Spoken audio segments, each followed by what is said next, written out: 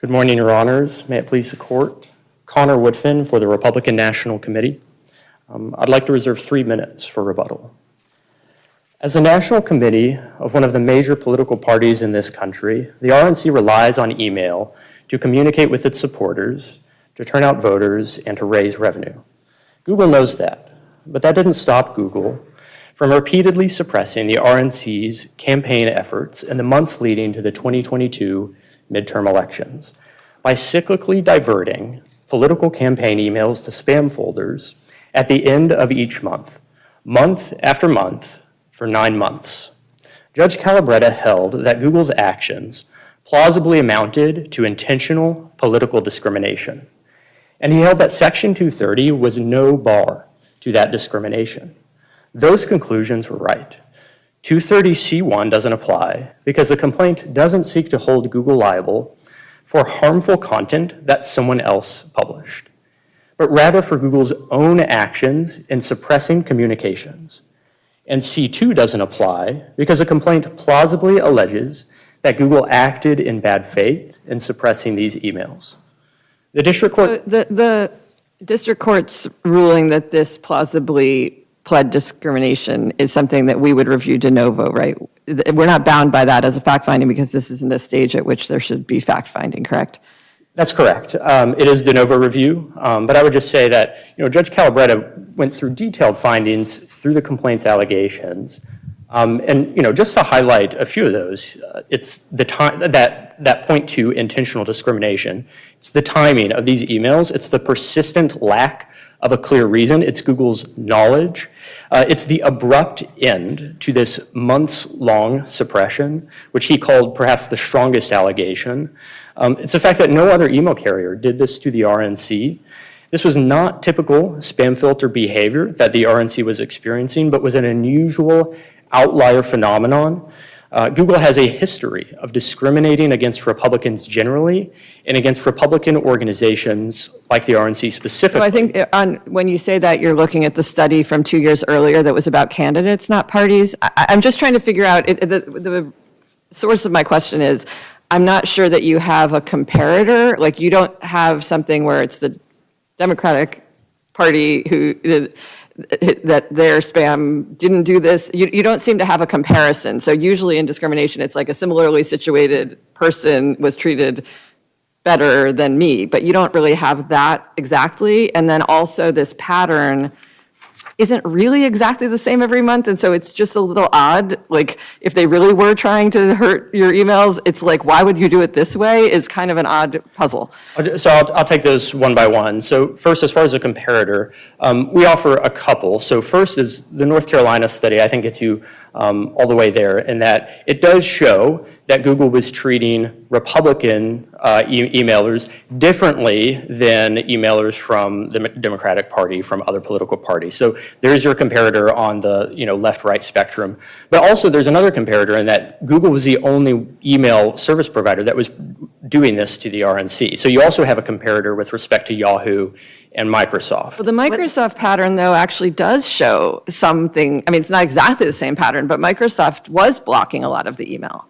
So the Microsoft filter was at least behaving as a normal spam filter would. It was erratic at some points, but it did not come close to the cyclical diversions that we experienced with Google. Google was dropping all the way down to 0% or 1% delivery, and this was happening month after month. This also goes back to the conversations that the RNC was having with Google. They were stonewalling, canceling meetings, refusing to address this problem, supplying reasons that the RNC consistently rebutted. And still, as Judge Calabretta said, there is a lack of a clear reason to this day, even in litigation, as to why this was happening from Google. Is that because it's the motion to dismiss stage, though? I mean, how would they give us the reason at this point? So I think this also goes back to your second question, that the fact that this wasn't happening, exactly at the end of the month or something, or, Google points out, for example, that it wasn't suppressing all of the RNC's emails, so it couldn't be discriminating. That's just not a relevant fact in discrimination cases. I mean, just take the Harvard case, for example. Harvard couldn't avoid a finding of discrimination, even though it was letting, some Asian applicants into the school. That's not a defense to discrimination. And so what we're pointing to is the cyclical nature of this. And then also, just returning back to what Judge Calabretta called the strongest allegation, this was happening repeatedly for 9 months. It stopped immediately after we filed this lawsuit. That shows that Google has control, that they know what's going on, they knew what they were doing, and that they had an off switch that they could have pressed at any time. They were refusing to do it until we filed this lawsuit. I would like to go to past these discrimination allegations. Judge Calabretta agreed with us here, to the Unruh Act, because this is where Judge Calabretta started dismissing our claims, was on these legal findings. And beginning with the Unruh Act, because Judge Calabretta did agree that we plausibly alleged intentional discrimination, really the only question here is whether the Unruh Act protects political affiliation. Before you get to that, isn't the only real threshold question the standing question under the Unruh Act? So my question really relates to whether the RNC has satisfied the heightened standard under the Unruh Act for statutory standing. So we don't think you need to address the statutory standing issue at all. And that's because Google never raised this below. This was an argument that the district court opened sua sponte and ruled against us without giving us the opportunity to brief this. Google doesn't seriously defend in their red brief in saying that they argued statutory standing below. Instead, they raised the level of generality to saying, well, we made 12b6 arguments and this is it. We're reviewing de novo the motion to dismiss, so you can make the arguments now, and we have to figure out if this complaint states a claim. So I'm not sure why that helps. I mean, I understand your objection, but it seems like something that could be addressed by us if we chose to. You've now had an opportunity to address this. So the court could address this, but the Supreme Court and this court have been clear that a party failing to raise an argument below is just waived. And this court, especially courts of appeal as the issues go up, shouldn't be ready to jump into these new arguments because it violates fundamentally the party representation rule. The district court put itself in the place of Google rather than in the place of the court in deciding this issue sua sponte. Well, there's a distinction between waiver and forfeiture, right? A waiver, we wouldn't be able to reach it if it was forfeited but addressed by the district court anyway, and the district court made a ruling on the merits, then some would argue we are obligated to address the merits because the district court did, or at least that we have discretion. So you'd have to show that Google waived the issue. Okay. Perhaps the best case I have on this is United States versus Sinanang Smith, which we discuss in our briefs. And in that case, the issue was presented to the district court in an amicus brief, to the Court of Appeals in an amicus brief. The Supreme Court said, nope, that's still not enough, even though the Court of Appeals was presented with the issue and was able to decide it and it was fully briefed. It was violating the party representation rule because that argument wasn't raised by the parties. And that's the same point we're making here. Now, I appreciate that argument, and I totally understand why you're making that argument. But let's just put that aside. Sure. And address substantively the standing question under the Unruh Act, if you would. Right, and so the fundamental question under statutory standing for Unruh is whether the plaintiff has experienced an interaction distinct from merely learning about what the defendant did. And here, there's no doubt that's met. It's only the RNC who's experiencing, these cyclical diversions to the emails. It affected the RNC personally in its organizational capacity. This was millions of emails to millions of subscribers over the course of 9 months. That's the basic criteria that satisfies statutory standing. So how does that then intersect with the California case on Thurston v. Omni Hotels, which then talks about if you're an online business, you have to show that the plaintiff has visited the website, encountered discriminatory terms, et cetera, et cetera. And we don't have the RNC doing that. So Thurston focused on a unique relationship between the plaintiffs and defendants. And we do think we've alleged enough facts to show a unique relationship between Google and the RNC here. Google relies. Can you explain? I understand why you're upset, and you have made, I think, a quite elegant statement as to why the RNC would be affected and taken aback by this. But then how that fits under the UNRRA Act is a different thing. So what is the relationship between the RNC and Google and/or Gmail? So it's fundamentally the relationship between Google as an email provider and bulk emailers. So Google relies on these bulk emailers because it relies on its users to, submit personal data, and that's how Google monetizes its product. These bulk emailers, send lots of emails, which generate lots of that information. And so that's why Google works with these bulk emailers to develop best practices for them, they have meetings with these bulk emailers, organizations like political committees that are sending lots and lots of emails to their subscribers.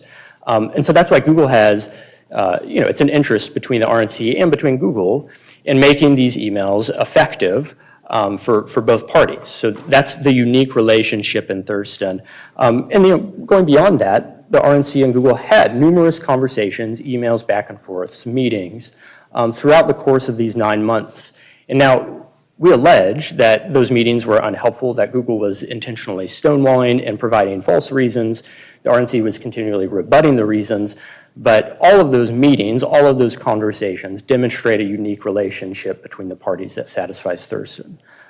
Going also back to, that gets us past statutory standing, I hope, but getting to the merits of the UNRU claim, whether political affiliation is protected under UNRU. Here, it's the easiest way to resolve this is simply look at the California Supreme Court and the fact that it said UNRU protects political affiliation 3 times. That's well-reasoned dicta that this court has said it's bound to follow. And if you want to get deeper into the test under Harris, there's no doubt that political affiliation is a personal characteristic, just like religion, age, sex, sexual orientation, or even a person's dress and appearance. Those are all Sorry, personal. can I just bring you back for a second to the first point, the statutory standing point? Because Alcorn versus Anbro says you have to be a client, patron, or customer. Do you think Google, that you are a client, patron, or customer, or are you saying it's actually a broader test? We're certainly a patron insofar as we're taking advantage of the Gmail service and sending this to Gmail users. So I think we check that box there. The important issue on statutory standing is that we don't read those cases. The obvious satisfaction of statutory standing is a customer or when there's a contract. There's no doubt that, which is why those cases You often don't have a mention. contract, right? There's nothing. No, so we don't have a contract. But that's why those cases often mention that. But just because they mention contracts doesn't mean it's limited to only contracts. We think Thurston demonstrates that. There was no contract in Thurston. It was a lady who was trying to book a hotel. So there was no contract yet. The same is true in White.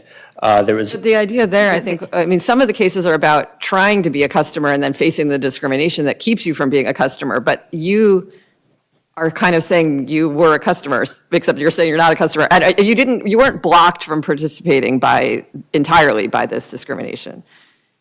Well, I would say, again, that just goes back to what it means to state a discrimination claim. We don't need to show, that we were incapable of sending any emails to show that we were discriminated against. We think that's pretty clear under the discrimination. But you think just by sending the emails that the actual customers of Google receive, it does seem to be expanding the UNRRA Act in some way.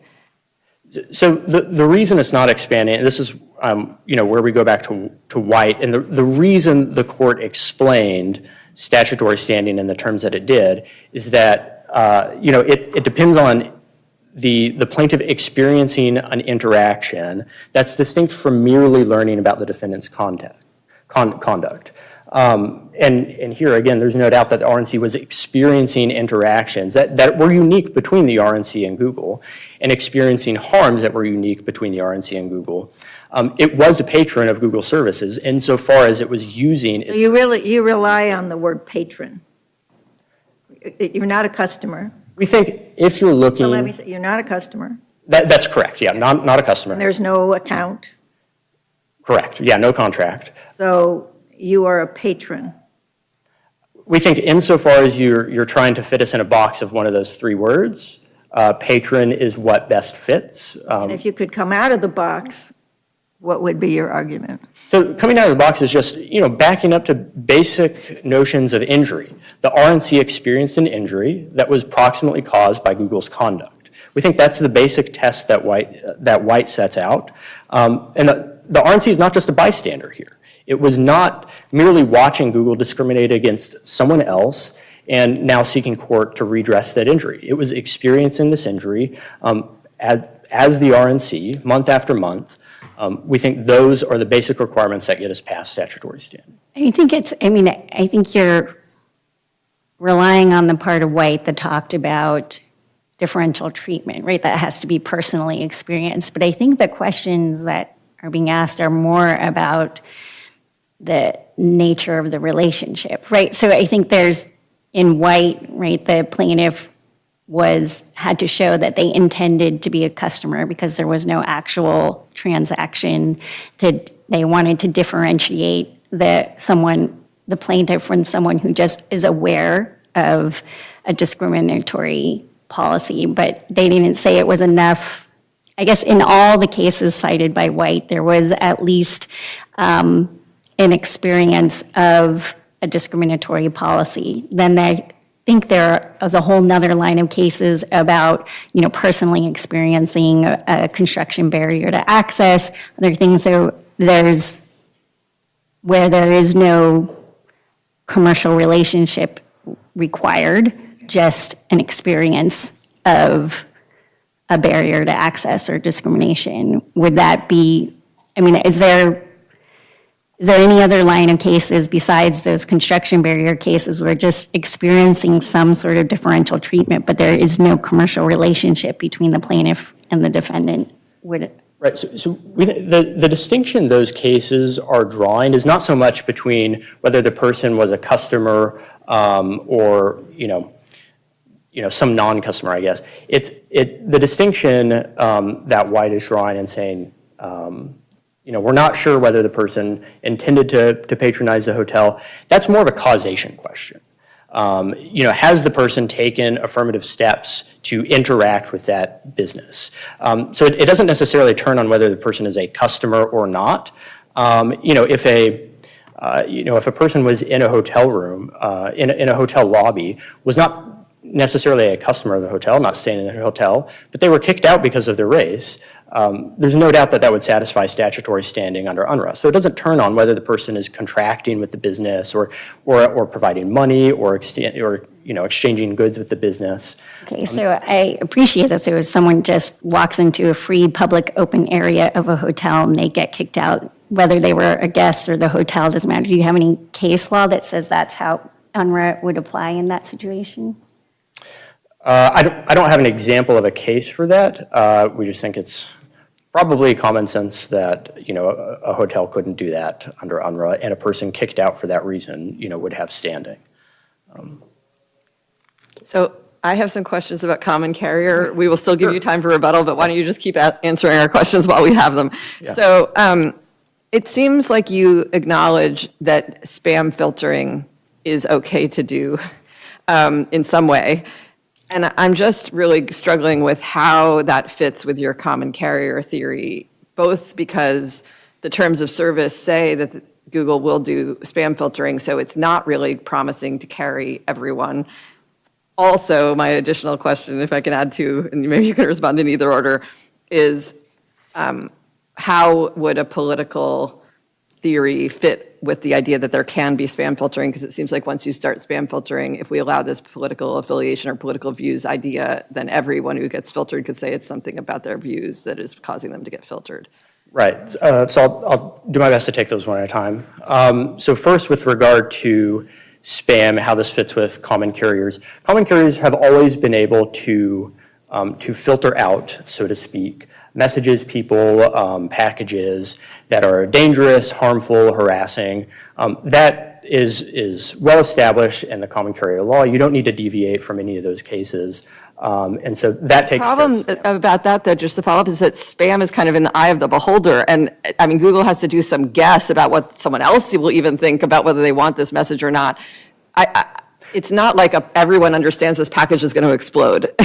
Sure, and I think this probably gets to your second question also, and that's why it's important that we're not asking you to decide what is and isn't spam. That's just not an issue presented in this case. That's a straw man that Google argues against, but it's not our position.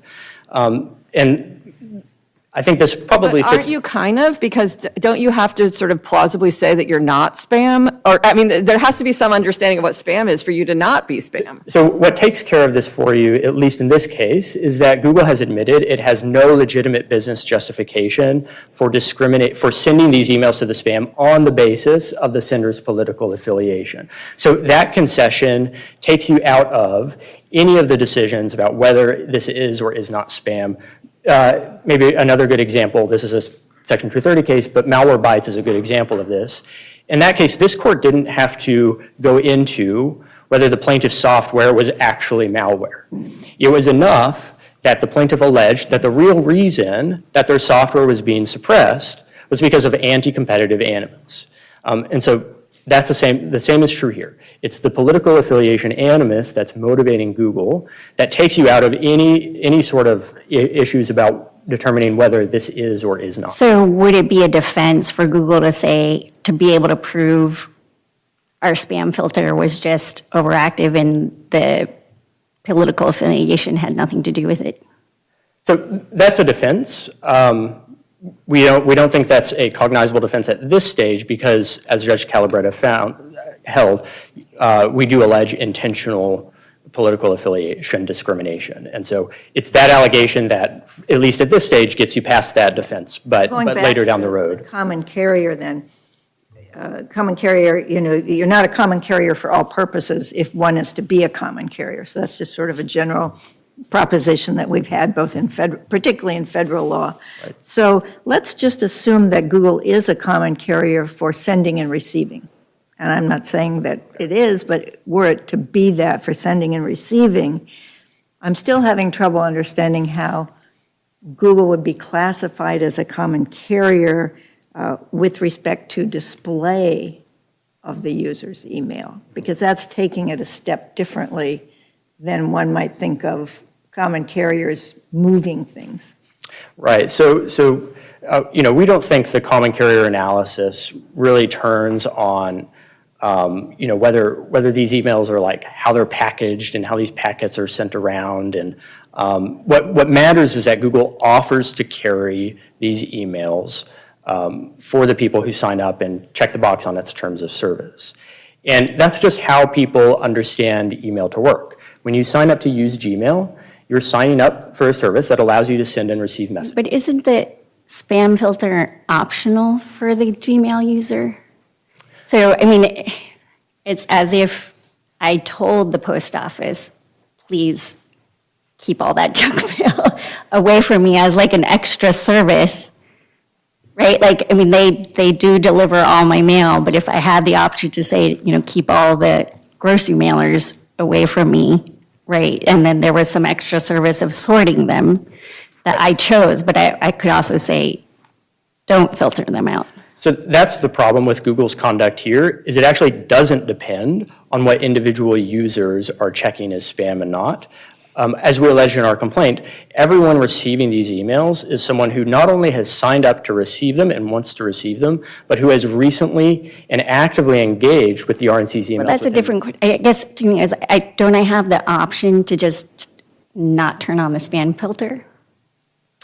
As an individual email user? I'm not sure whether an individual user can just turn off the spam feature entirely. Well, maybe an easier way to put it, though, is it is there. I mean, you can go and look at the spam. So they did get the message. They just have to go to a different folder to see it. Sure, and a common carrier doesn't discharge her obligations by delivering the newspaper into the garbage can. it's still delivered, it's still there, but it's more likely that the person who's receiving that newspaper is not going to look at it and is going to throw it away without ever seeing the message. You have to have some relationship between the carrier and the passenger, so to speak. And that seems to be what's missing here. That's probably. It would seem that someone has standing to bring that, for sure.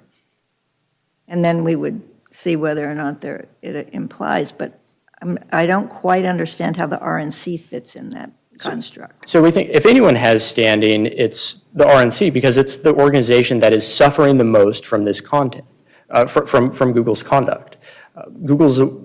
Well, that's a different question from whether there's a classification as a common carrier. I mean, you might have standing for all kinds of claims, but with respect to the common carrier claim. So I guess I view the standing issue, the harm to the RNC, as a separate question of whether Google is a common carrier. Correct. But perhaps the way they're related is that because Google is a common carrier, it owes a duty to carry messages without regard to the person's race, sex, et cetera, and arbitrary intentional discrimination violates those duties. We don't think that's a stretch. The real question is whether Google is a common carrier, and we think because Gmail operates inherently as a service designed to carry messages, that's why people sign up to use email. That's what makes Google a common carrier. Thank you. We've taken you over your time. Yes, thank you. Okay, we'll give you some time for rebuttal, but let's hear from the other side.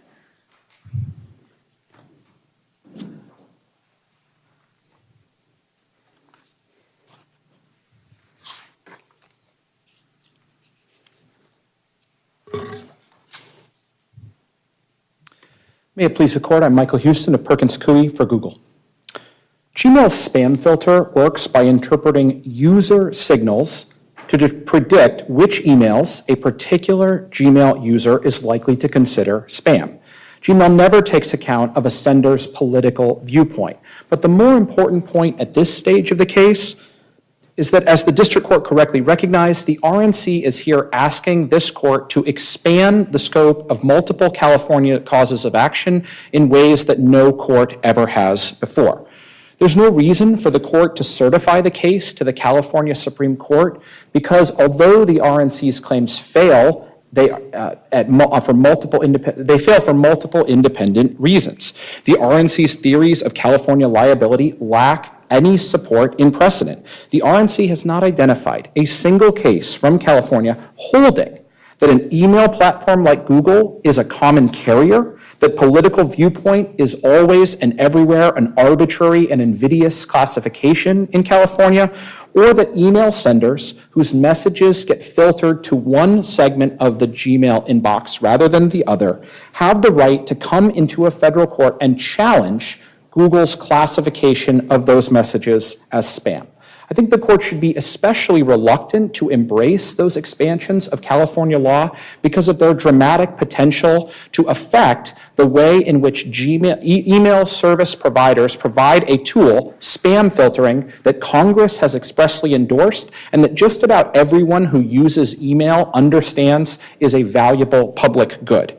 Some political campaigns and retailers send multiple emails per day in peak season. And if this court holds that there is a viable cause of action that allows a sender whose email messages are designated as spam to come to court and say, no, those messages actually were not spam, and the only opportunity that Google or any other email service platform is going to have to rebut that allegation is going to be we'll have to go through discovery, we're going to have to get to summary judgment.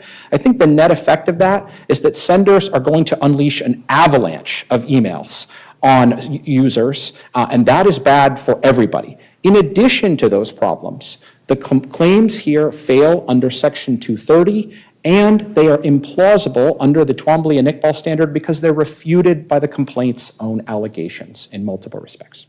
Can you start with that with some more detail on that last point. Why do you think that the discrimination claim isn't plausible? Certainly, Your Honor. So again, I think that at this stage of the case, it's just refuted by multiple other allegations in the complaint. The theory being that the reason why Gmail sent these messages to spam was exclusively because of the sender's political viewpoints. Let me give you just three things. I think there are several that are discussed in the brief, but three of the most obvious allegations in the complaint that refute that theory. The first is the A/B test. So this, in the amended complaint, the RNC says, we ran a test to try to figure out what was causing our messages to go to the inbox versus the spam folder.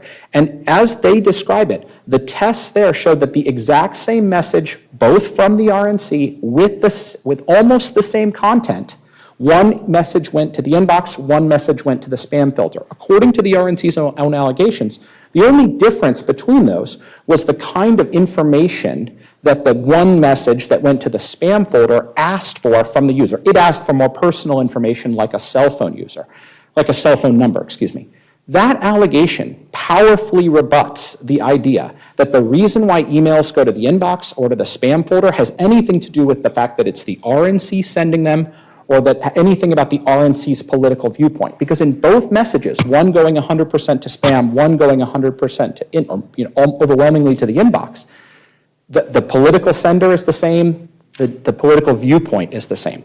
Second key point about that. Sorry, maybe correct me if I'm wrong, but don't they say, though, that their emails were not really different at the end of the month, and so that doesn't, I'm not sure how that explains the pattern of this end of the month blocking. Sure, so speaking, going to the end of the month specific, and again, I think it's important to be specific about what the complaint alleges. As I think some of Your Honor's questions indicated to my friend, the RNC has tried to plug this crucial hole in the case of why, if Google is interested in discriminating against the political viewpoint of the RNC, why is it only doing so for 1 or 2 days a month? The latest theory that the RNC has is, well, those were the days that Google supposedly knew at the end of the month that fundraising is most successful. But look at the specific allegations in the complaint. In February 22, the dips happened on February 2nd and 3rd and February 20th and 21st. In March, it's March 24th, but the inboxing rate recovers by March 26th. In April, it occurs April 25th, recovers by April 27th. And in June, it's on April 28th, recovers by the end of the month. Those are, I think, important allegations because in March and June, in addition, those are not only end of months, but end of quarter periods. So according to the RNC's own complaint, these dips are not actually happening on the last day of the month. Sometimes they're happening in the middle of the month. Sometimes they're happening sort of 2/3 of the way through the month.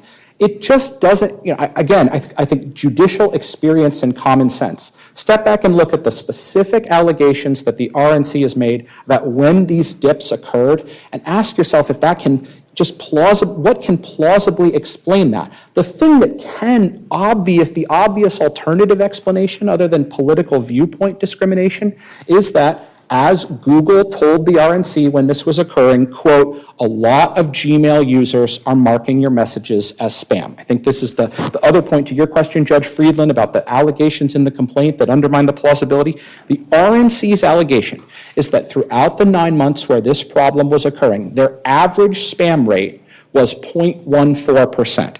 And then I would urge the court to take a look at what Salesforce, the RNC's own vendor that the RNC alleges it relied on to follow best practices, says about that. Quote, the limit for spam complaints is 0.1%, and spam complaints have a lasting negative impact. So the obvious alternative explanation, according to the complaint's own allegations, is that the rate at which Gmail users were marking the RNC's messages as spam was 40% higher than what the RNC's own vendor said should be, quote, the limit.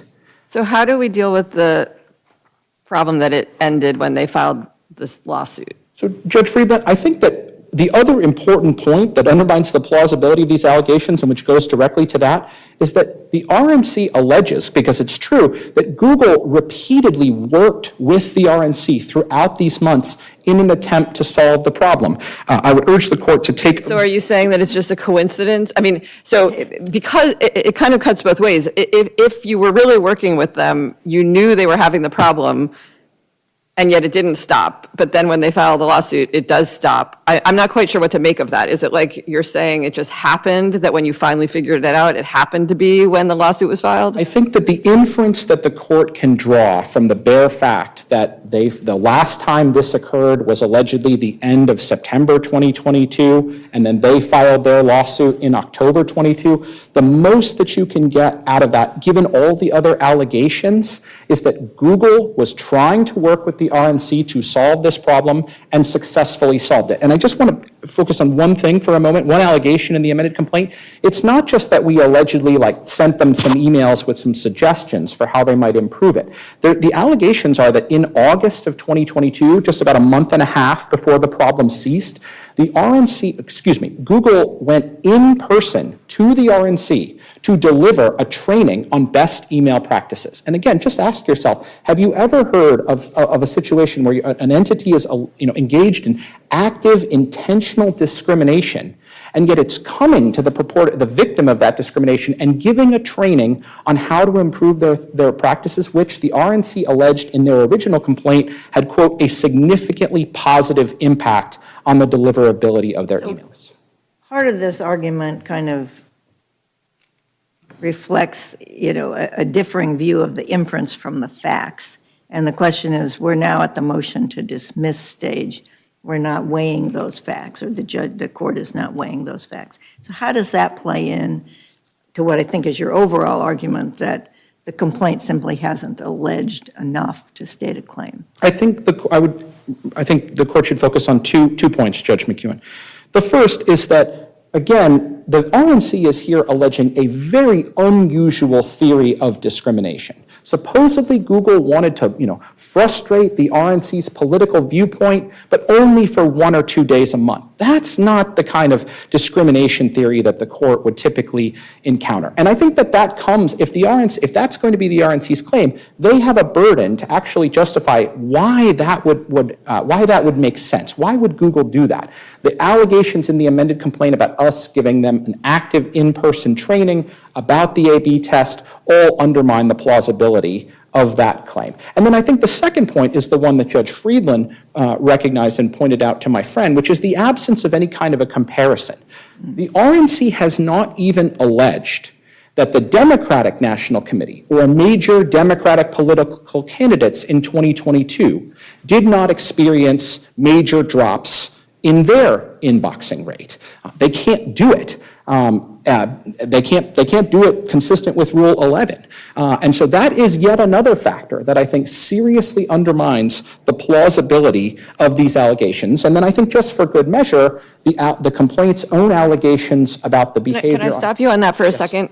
Is it reasonable to expect them to? I mean, if it's a workplace and you know who the people are who are getting promoted, how to compare, but would they have the access to the information about the Democratic Party? Well, I think, Your Honor, I'm not sure whether they do or they don't, but they're obviously the plaintiff. It's their burden to come forward with allegations that plausibly substantiate discrimination. And again, I just come back to, this is a very, very unusual kind of discrimination. This is not like somebody in a workplace who's saying, hey, I was paid less than my male counterparts doing the same work, or something like that. It's just a very, very strange theory. And one of the ways in which I think you can have additional confidence that these allegations are refuted by the amended complaint is the chart describing the behavior of their inboxing rate on another email service platform, MSN, where you see multiple drops of 50 percentage points or more, including, if you look at the end of that chart in the briefing, right before the 2022 election, you see a massive drop on it. And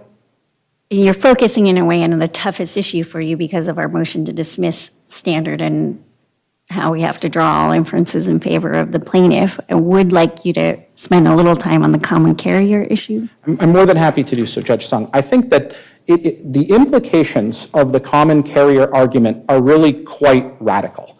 I am not aware of any court decision anywhere in the country holding that an email platform is actually a common carrier. And I think there are just several elements of why.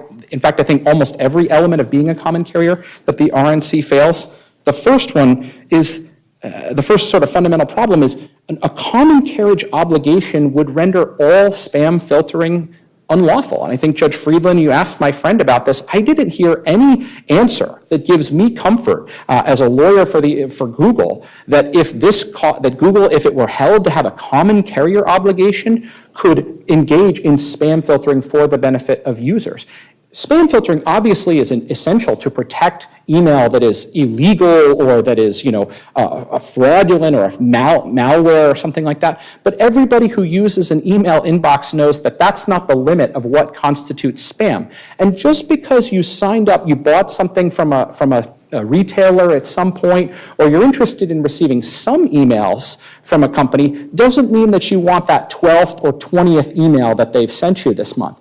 Gmail users mark those messages as spam when they've just had enough of this particular sender, and that is, as the Gmail program policies specify, incorporated by reference into complaint, that user input saying, I want to see fewer of these emails coming from this sender is the most important factor that the algorithm uses to sort messages. So I want to separate then the user and the sender, if I may, in this common carrier argument. You're now talking about the user being able to check boxes to basically, disaggregate and to have personalization of your spam, if you will. So under Google's terms and conditions, what is the obligation that Google has to actually deliver email that is sent? Well, I think I would say two things about that, Judge McEwen. The first is that the Gmail terms of service are quite clear that the way in which we are going to present your emails to you is sort of fundamentally inconsistent with what a common carrier would have to do. A common carriage regime is a situation where you deliver everything generally and indiscriminately. Google says exactly the opposite. We don't promise to deliver all email that comes in generally and indiscriminately. Quite the contrary. We say we are going to use algorithmic tools to sort out messages that are considered to be spam. We're going to make a prediction about what you want to see in your inbox.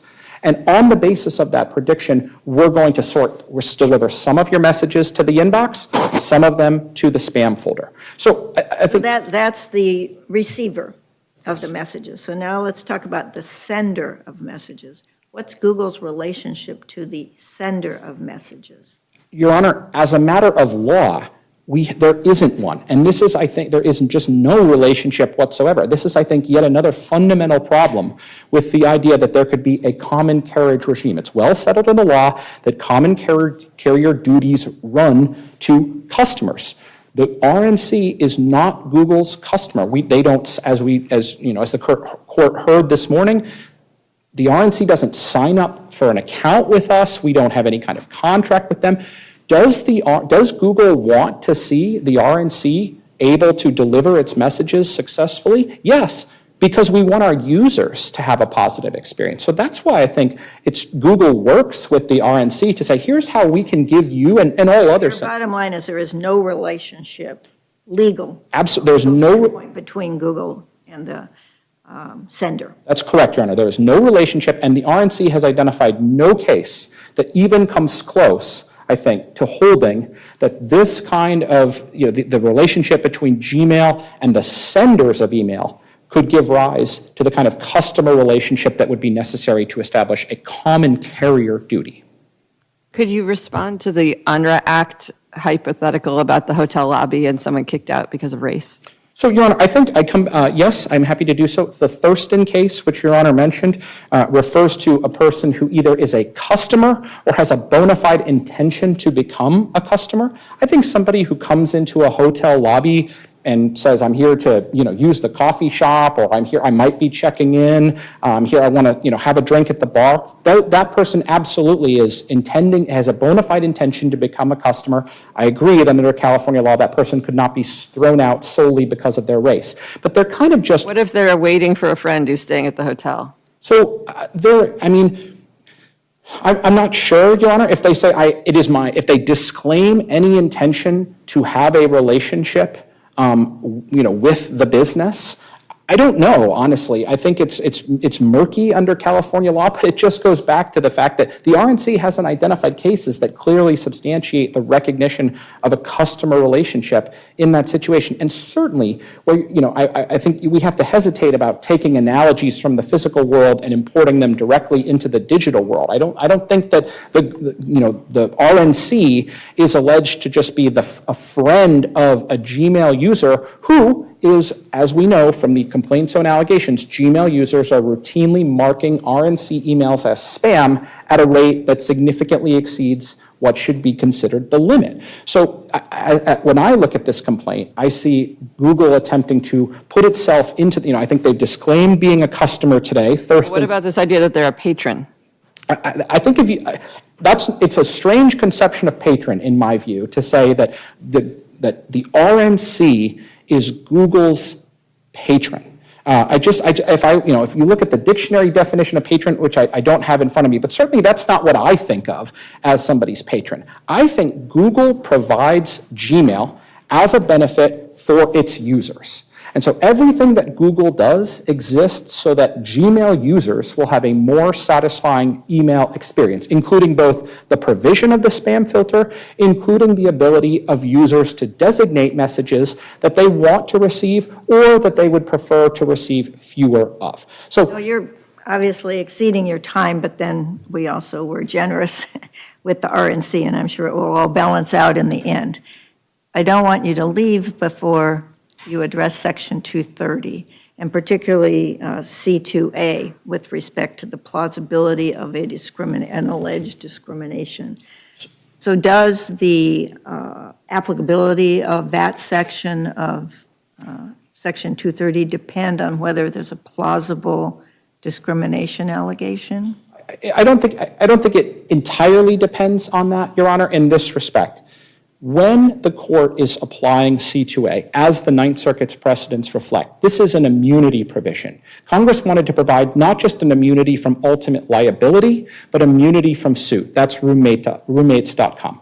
When you have a statutory provision like C2A that clearly exists in order to immunize things like spam filtering, so long as it's done in good faith, I think that just means that where we're talking about an immunity provision, I think it means that the RNC has an especially heavy burden to plead to overcome good faith. It can't just be that they get to come into court and say, yes, our messages were marked as spam, but they didn't actually constitute spam, and so it was done in bad faith. If that were enough, then everybody who has their messages filtered and sent to spam would be able to plead that cause of action, and Section 230 would be effectively rendered useless. Sorry, I'm trying to understand your answer. Are you saying that discrimination on political terms would be bad faith, but they need a heightened pleading standard like we have for fraud? No. I think what I'm saying is I think I'm trying to make two different points, Your Honor. I think in the first instance, I just think that where you're applying an immunity provision and a good faith requirement, the RNC sort of bears a heavy burden to plead allegations that plausibly establish the absence of good faith. We've spent obviously time this morning. Okay, let's say they do have the comparison, they have the two parties, they're worse, they have everything that you say they don't have. Would that then defeat your immunity under C2A? No, it wouldn't. This is the second part of my answer. But before you go to the second part, you've talked about this heightened pleading standard, and what's the basis for that under C2A? The fact that it's an immunity provision, Your Honor. So simply because of the nature of immunity from suit? Yes, because it's an immunity from suit. That's where, yes, that's my answer to that. And then I think to your question, Judge Friedland, it's simply not true that no business has a business justification for taking account of political viewpoint. Now, we don't. As we've said throughout the case, Gmail does not operate by taking account of a sender's political viewpoint. But if you're going to recognize a cause of action that would allow senders of email to come in and leverage and make that objection and say we should be able to get discovery into why Google or MSN designated our messages as spam, I think that's going to have really drastic implications for the volume of spam email that gets sent out. And I think that we certainly do have a very strong business. So what would good faith be then? I mean, are you saying that a political view could never have anything to do with the good faith analysis? No, on the contrary, Your Honor, I think there are certain instances where it could, hypothetically. I think that it would be reasonable for an email platform to say, we have internalized our users' preferences. We note that this particular user, it sure looks like the emails they're most interested in receiving come from the RNC and President Trump and Republican candidates. And on that basis, we're going to make an inference that messages sent by Congresswoman Ocasio-Cortez, probably this user considers spam. Now, I just want to be clear, Google doesn't work that way, but hypothetically, it would be perfectly reasonable, I think, for an email platform to say, we're interested in that, we want to take account of a sender's political viewpoint because we think that's relevant to what our user wants to see. And that just reinforces, I think, the fundamental problem with expanding California law to recognize this new theory of liability that would allow anybody to come in and say, well, although you filtered my email, you did it in bad faith. If I understand you correctly, you're essentially saying the spam filter is a service you provide to a Gmail account holder. If they choose to use Gmail as their email service, and in theory, they could choose, if they wanted a political filter, let's say someone could advertise and say, we'll filter your emails this way, and the customer could just choose that filter, and then that should be okay under the law. If the customer themselves is saying, please filter all these emails from my account. Yes, I agree with that, Judge Sung. I think absolutely your fundamental point is spot on. The spam filter is a service that Gmail provides for the benefit of users. And as the documents that are incorporated by reference into the amended complaint reflect, the signals that the Gmail algorithm bases its filtering decisions on come from users, whether they mark messages as spam or whether they say, I prefer to receive these messages. I want them added to I never want messages coming from a particular sender to be received as spam. Those are the most important signals that the filter uses. So let me just understand, you're saying that the algorithm is essentially trained on users' preferences, or no? Yes, I think that's correct, Your Honor. I mean, it's obviously trained on other things too, but the most important signal that the algorithm uses to make a predictive judgment about whether you in your inbox want to see a particular message in your inbox or in your spam filter are the signals that you as a user have sent to Gmail about other messages. But does that then extend more broadly to the broader spam filter algorithm? Not just a single user, but the amalgamation of users. Yes, of course, the algorithm takes account of signals from many millions of Gmail users. Let's say millions of users say, I don't want any of these DNC or DNC-related emails to come to my account. And 90% of the Gmail users said, no more of these Democratic emails basically trashing up my account. Then you're saying that the algorithm as a whole would possibly literally block all of these. I don't want to go that far, Your No, Honor. but potentially could. Even then, I think even then, in the case of users of Gmail who do want to receive those emails and have signaled to Gmail, maybe I'm in the minority in the hypothetical, but I would like to receive emails from the Democratic National Committee. The algorithm is going to treat that as the most important I'm trying to preference. distinguish between customer preference, but of course, Google's implementation of customer preference and where political discrimination may or may not come in there. Well, what I understand that sort of that inquiry, Judge McEwen, but what I come back to is it means that if Gmail did this wrong, if Gmail's getting it wrong by hypothesis, the person who is harmed by it is the email user who says, I actually wanted to receive those messages and you didn't deliver them to me. And I think that just highlights another sort of glaring defect in the RNC's complaint, which is there are no Gmail users here. Nobody is here claiming, I would have donated to the RNC at the end of the month or at the end of the quarter if only this email had gone to my inbox rather than my spam folder. So again, everything, this is not just like take my word from it. it comes out of the allegations in the amended complaint and the Gmail terms of service and program policies that are incorporated by reference. We tell users, we tell senders, we tell everybody that the way that the filter works is by analyzing user preferences about which emails they want to receive. And when you're When you say you tell senders, but you just told me you don't have any relationship with senders. we don't have a legal relationship with them. That's right, Your Honor. But again, we want the RNC and every other sender to be able to get messages into the hands of the users who want to receive them. I think it would be very strange if our efforts to try to work with the RNC to give them advice about how to do email sending best practices were held to actually be the thing that creates a relationship, creates statutory standing under UNRRA. That would, to me, that would suggest we had an interest in not giving that kind of advice, and I don't see how that's good for anybody. If I understand you correctly, you're essentially saying we have this customer base of millions of people who've picked Gmail to be their email provider, and then you as, say, to the world generally, if you want to reach our customers, here's what you have to do.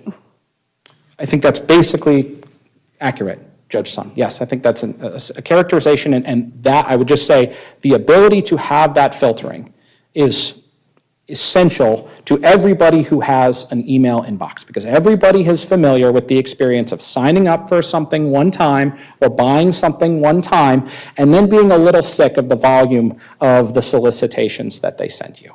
That's what the spam rate reflects here. I think I should cut you off because we've taken you way over your time. Thank you for the Thank you, helpful Your Honor. argument. Let's put 3 minutes on the clock for rebuttal, please.